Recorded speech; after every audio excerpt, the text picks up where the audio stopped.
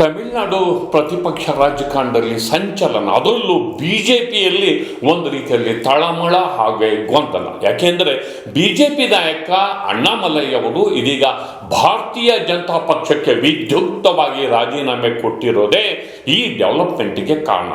ದೆಹಲಿಯಲ್ಲಿ ಬಿಡುಬಿಟ್ಟಿರುವ ಅಣ್ಣಾಮಲೈ ಅವರು ರಾಷ್ಟ್ರೀಯ ಅಧ್ಯಕ್ಷ ನಿತಿನ್ ನಬೀನ್ ಅವ್ರನ್ನ ಭೇಟಿ ಮಾಡಿ ರಾಜೀನಾಮೆಯನ್ನು ಸಲ್ಲಿಸಿದ್ದಾರೆ ಅನ್ನುವ ಮಾಹಿತಿ ಬರ್ತಾ ಇದೆ. ಭಾರತೀಯ ಜನತಾ ಪಕ್ಷದಲ್ಲಿ ನನಗೆ ಭವಿಷ್ಯ ಇಲ್ಲ, ನನ್ನ ನಾಯಕತ್ವ ಬಿಜೆಪಿನಲ್ಲಿ ಬೆಳೆಯೋದಿಲ್ಲ ಅಂತ ನನಗೆ ಮನವರಿಕೆ ಆಗಿರೋದ್ರಿಂದ ನಾನು ರಾಜೀನಾಮೆಯನ್ನು ಕೊಡ್ತಿದ್ದೇನೆ ಅನ್ನೋಂಥ ನೇರವಾಗಿ ಹೇಳಿದ್ದಾರೆ. ಜೊತೆಗೆ ರಾಜ್ಯಸಭೆ ಸ್ಥಾನವನ್ನು ಕೊಡುವ ಆಫರ್ ಅನ್ನು ಕೂಡ ಅವರು ತಿರಸ್ಕಾರ ಮಾಡಿದ್ದಾರೆ. ಇದರಿಂದಾಗಿ ತಮಿಳುನಾಡು ರಾಜಕಾರಣದಲ್ಲಿ ಒಂದು ರೀತಿಯಲ್ಲಿ ಕುತೂಹಲಕಾರಿಯಾದಂತಹ ಒಂದು ಡೆವಲಪ್ಮೆಂಟ್ ಆಗಿದೆ. ಅದರಲ್ಲೂ ಎಡಿಎಂಕೆ ಜೊತೆ ಬಿಜೆಪಿ ಗುರ್ತಿಸಿಕೊಂಡೋದನ್ನು ಅವರು ಮೊದಲಿಂದ ವಿರೋಧ ಮಾಡಿದ್ರು.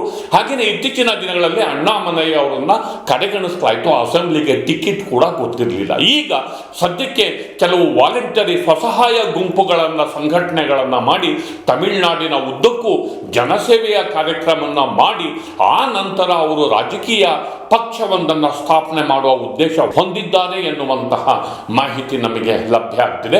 ಒಟ್ಟಾರೆ ಒಂದು ರೀತಿಯಲ್ಲಿ ಡಿಎಂಕೆ ಮತ್ತು ಎಡಿಎಂಕೆಗಳು ತಮ್ಮ ನೆಲೆಯನ್ನ ಕಳ್ಕೊಂಡು ಅಲ್ಲಿ ವಿಜಯ್ ಅವರ ಟಿವಿಕೆ ಪಕ್ಷ ಒಂದು ಹೊಸ ಅಲೆ ಎನ್ನುವ ರೀತಿಯಲ್ಲಿ ಅದು ಉದ್ಭವ ಆಗಿರೋದು ಇದೀಗ ಅಣ್ಣಾಮಲೈ ಅವರಿಗೆ ಸ್ಫೂರ್ತಿ ತಂದಿರೋದ್ರಿಂದ ಅವರು ಕೂಡ ಒಂದು ಹೊಸ ಪಕ್ಷ ಸ್ಥಾಪನೆಗೆ ಅವರು ಮುಂದಾಗಿರೋದು ಒಂದು ದೊಡ್ಡ ವಿದ್ಯಮಾನ ಆಗಿದೆ.